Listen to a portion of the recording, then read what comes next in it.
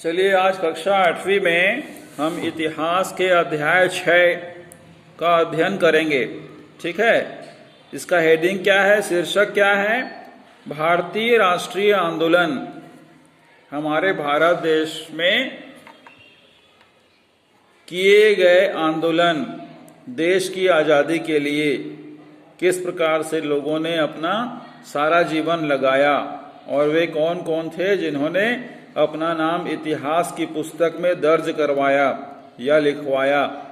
ठीक है, तो उनके किए गए कार्यों से हम परिचित होंगे, जानकारी लेंगे। ठीक है, खंड दिया है क, प्रारंभिक तैयारी, संगठन। प्रारंभिक मतलब शुरुआती दौर पे क्या तैयारी हुई, किस प्रकार का संगठन बना, इसके बारे में हम जानकारी लेंगे।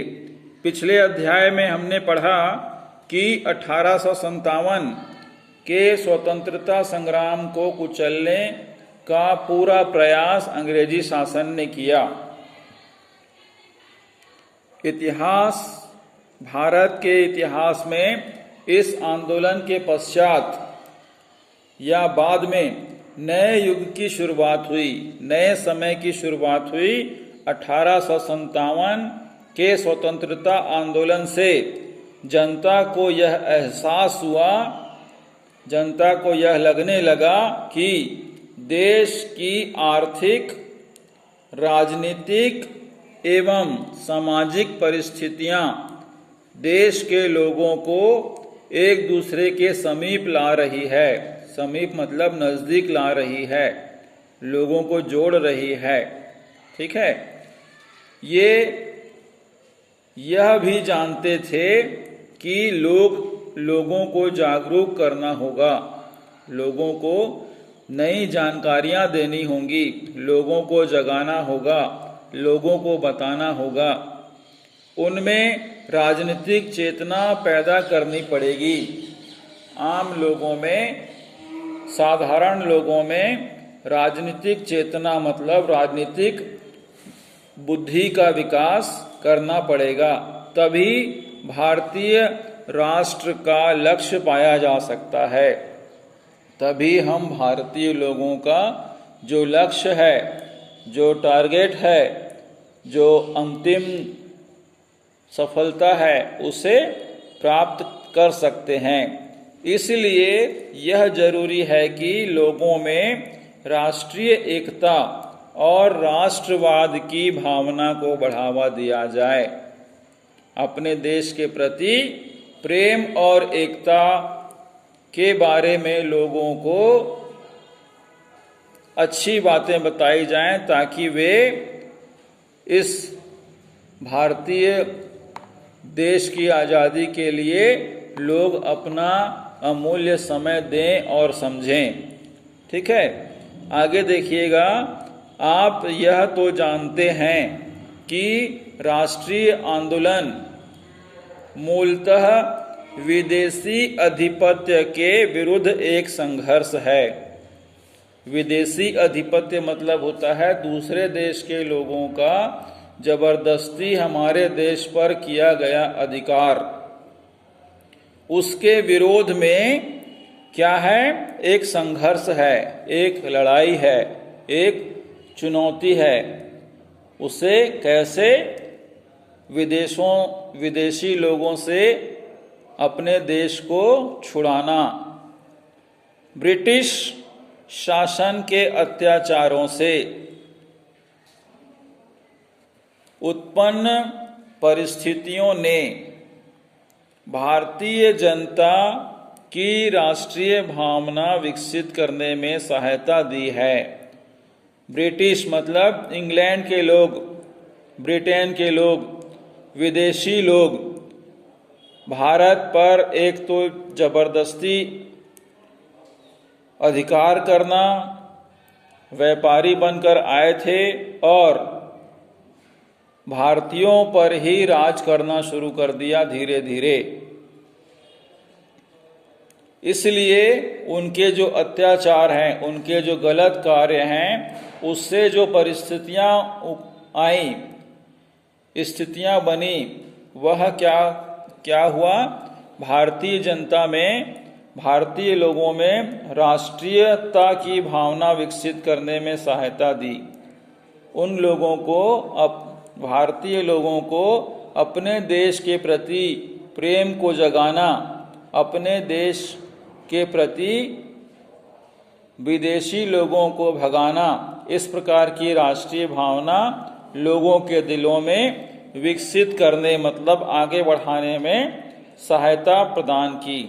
वे परिस्थितियां निम्नलिखित थी, जैसे लोगों में जातीय घृणा, सामाजिक कुरीतियों एवं असमानता को दूर करने हेतु प्रयास करना। ब्रिटिश शासन के जो अत्याचार थे उसके सामने लोगों में जातीय घृणा, मतलब एक जात का दूसरे जात से नफरत न करना, सामाजिक कुरीतियां मतलब सामाजिक बुराइयों एवं असमानता मतलब छोटे बड़े का भेद को दूर करने का प्रयास करने के लिए हमें सब सहायता मिली। समूचे देश मतलब पूरे देश का राजनीतिक रूप से एकीकरण हुआ, मतलब सभी जो अलग अलग राज्य में, अलग अलग छोटे छोटे राज्य में बटे हुए थे, देसी राज्य थे, उनको एक साथ करने में, एक साथ लाने में सहायता मिली। डाक एवं संचार व्यवस्था प्रारंभ करना, सूचना का आदान प्रदान करने के लिए भारतीयों में ही डाक एवं संचार मतलब सूचना का आदान प्रदान करने की एक व्यवस्था प्रारंभ हुई। चौथा पॉइंट, अंग्रेजी भाषा का प्रचार प्रसार करना। अंग्रेजी भाषा का प्रचार प्रसार इसलिए किया गया क्योंकि अंग्रेजी में जो असमानता की बात होती थी और समानता क्या है इसके बारे में जानकारी मिलने लगी लोगों को। अच्छी जानकारी अंग्रेजी भाषा से ग्रहण करके उसे हिंदी में बताने का प्रयास कुछ लोगों ने, कुछ भारतीय नेताओं ने किया।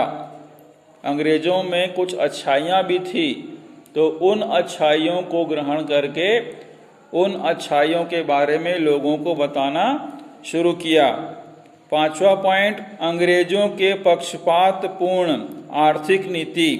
पक्षपात मतलब एक व्यक्ति से दूसरा व्यवहार और दूसरे व्यक्ति से अलग व्यवहार, इसको बोला जाता है पक्षपात।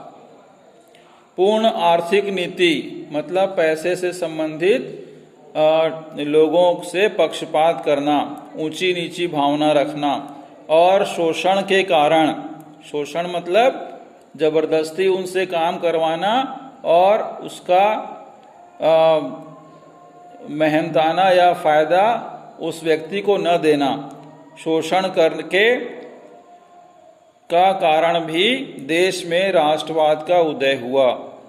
तो इस राष्ट्रवाद का उदय किसने किया?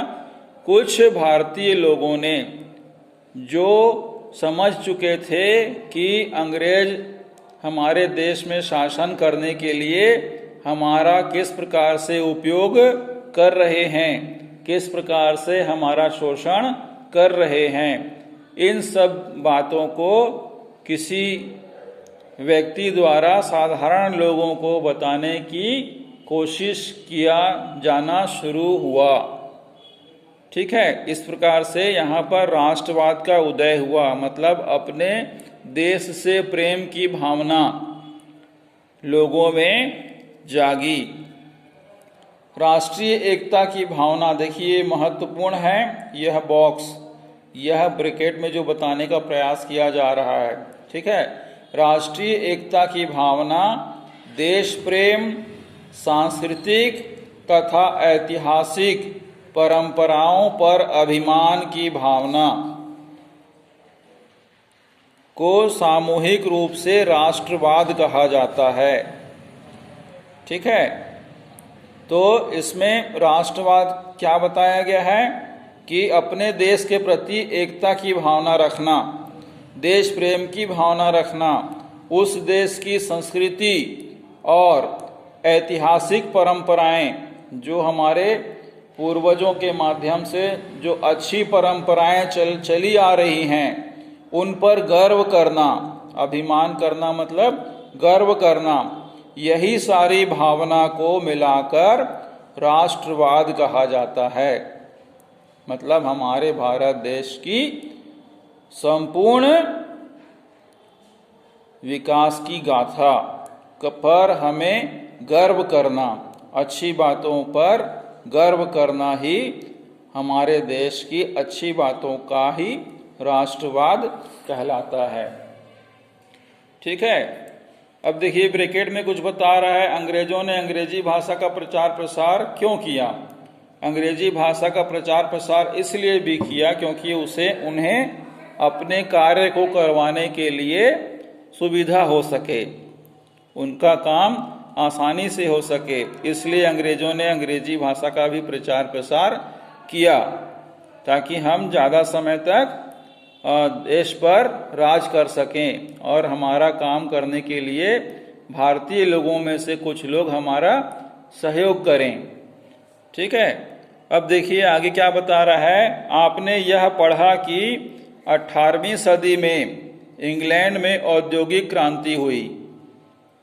लगभग 1789 के बाद इंग्लैंड में औद्योगिक क्रांति हुई, मतलब उद्योग से संबंधित बहुत बड़ा परिवर्तन हुआ।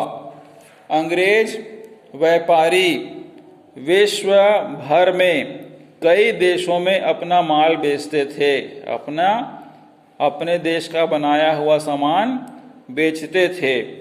उन्हें अपने कारखानों के लिए सस्ते कच्चे माल तथा तैयार माल के लिए बाजार चाहिए था।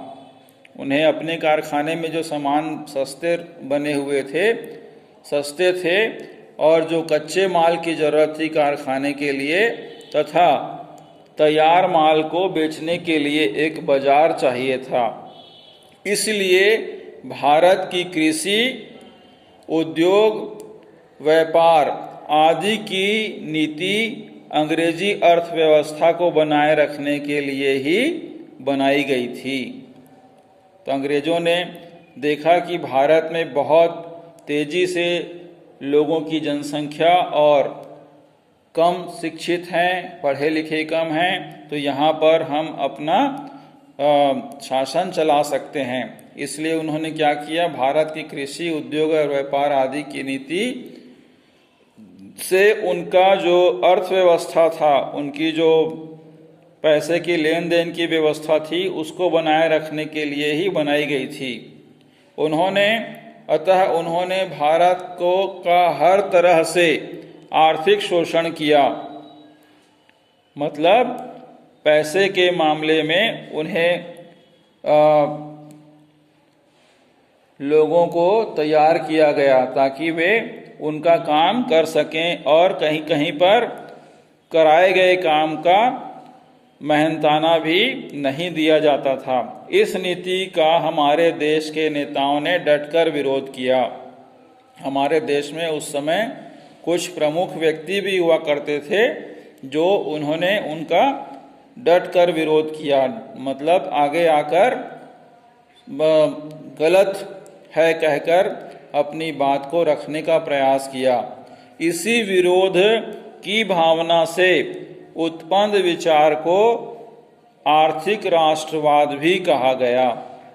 भारतीयों को पाश्चात्य साहित्य मतलब पश्चिमी पुस्तकें, विदेशी पुस्तकें एवं नई दुनिया एवं दुनिया के अन्य भागों की घटनाओं के बारे में जानकारी मिली। इससे उनमें राजनीतिक जागरूकता आई। जो नेता होते थे, जो मुखिया होते थे, जो कुछ शिक्षित वर्ग के लोग होते थे, वे क्या किए, पश्चिमी साहित्य, विदेशों की पुस्तकों को पढ़ना प्रारंभ किया और उसमें एक नई जानकारी मिली, जागरूकता आई। अब भारतीय समझने लगे कि भारत के पिछड़ेपन के लिए ब्रिटिश शासन की आर्थिक नीतियां ही जिम्मेदार हैं, जिनके कारण किसान, शिल्पकार और कारीगर बर्बाद हो गए। किसान मतलब खेती किसानी करने वाला, शिल्पकार मतलब कुछ अच्छी डिजाइन बनाने वाला, चाहे वो चट्टान में हो, सीमेंट में हो या लकड़ियों में हो, ठीक है, वो शिल्पकार कहते हैं, डिजाइन देने वाला। और कारीगर मतलब छोटे छोटे कार्य करने वाला, वो बर्बाद हो गए। क्यों? क्योंकि ब्रिटिश की जो आर्थिक नीतियां थी वो सिर्फ अपने फायदे के लिए हुआ करती थी, जिनके कारण भारत देश पिछड़ा हुआ था। उस समय से भारतीय समाज में शिक्षित मध्यम वर्ग का उदय हुआ। ठीक है, शिक्षित लोग जो मध्यम वर्ग के थे वे समझने लगे, जानने लगे, जिनमें कुछ वकील थे, कुछ शिक्षक थे और कुछ सरकारी कर्मचारी और व्यापारी आदि शामिल थे। यह समाज आधुनिक शिक्षा से प्रभावित और जागरूक था। आधुनिक शिक्षा मतलब उस समय की नई शिक्षा से प्रभावित था और जागरूक भी था। कौन? वकील, शिक्षक, सरकारी कर्मचारी और व्यापारी। इसने संवैधानिकता, लोकतंत्र जैसे आधुनिक विचारों को आत्मसात किया। मतलब संवैधानिकता मतलब नियम कायदा क्या होता है, लोकतंत्र मतलब लोकतंत्र क्या होता है, जैसे आधुनिक विचार, नए विचार को आत्मसात किया मतलब ग्रहण किया, जाना, अपनाया, और उदार लोकतांत्रिक विचार को स्वीकार किया। उदार मतलब दया भावना वाली लोकतांत्रिक विचार मतलब जनता का शासन वाले विचार को स्वीकार किया। ब्रिटिश शासकों की नस्लवाद की भावना, नस्लवाद मतलब गोरे और काले, छोटे और बड़े, ऊंच नीच की भावना तथा प्रशासन में भारतीयों को न्यूनतम वेतन दिए जाने, न्यूनतम मतलब कम वेतन दिए जाने से उनके मन में क्षोभ उत्पन्न हुआ। मतलब अंग्रेजों के प्रति गुस्सा उत्पन्न हुआ, घृणा उत्पन्न हुई। उन्होंने जातीय भेदभाव के विरुद्ध भारतीयों में स्वाभिमान की भावना जगाई। जो शिक्षित वर्ग के लोग थे उन्होंने क्या किया, लोगों को समझाने का प्रयास किया कि किस प्रकार से अंग्रेज हमारे बीच में जाति का भेदभाव कर रहे हैं, एक जाति का दूसरे जाति के प्रति लड़वाने की कोशिश कर रहे हैं। तो उस समय के जो नेता थे वे लोगों में स्वाभिमान मतलब सही गलत की भावना और अपने भारतीय होने की जागरूकता लाई। इससे उनमें राष्ट्रीयता की भावना का विकास हुआ। किनमें? जो कम पढ़े लिखे थे, जो किसान वर्ग के थे, जो शिल्पकार थे, जो कारीगर थे, जो कम पढ़े लिखे थे, उनको अपने देश के प्रति प्रेम और संस्कृति की भावना के बारे में बताना शुरू किया। ठीक है, तो आज के लिए इतना ही। आगे की पढ़ाई हम अगले दिन करेंगे, इसी से आगे पढ़ाई शुरू करेंगे। तो आप ध्यान से वीडियो सुनते रहिए और पुस्तक को भी पढ़ते रहिए। बहुत अच्छी जानकारी वाला यह अध्याय आप लोग के बीच में आया है, इसलिए पढ़ना भी जरूरी है, वीडियो सुनना भी जरूरी है। आपको पुस्तकें जो मिली हैं शासन की तरफ से उसका पूरा उपयोग करना चाहिए। पुस्तक खराब नहीं होनी चाहिए, फटनी नहीं चाहिए और उसे संभाल कर रखना चाहिए। ठीक है, तो पढ़ेंगे घर में। जहाँ पर थोड़ा बहुत समझ में नहीं आता है वहाँ अपने माता पिता से भी पूछ सकते हैं, बड़े भाई बहनों से भी पूछ सकते हैं। ठीक है, तो अपना ध्यान रखिए, खुश रहिए, स्वस्थ रहिए। आपका बहुत बहुत धन्यवाद।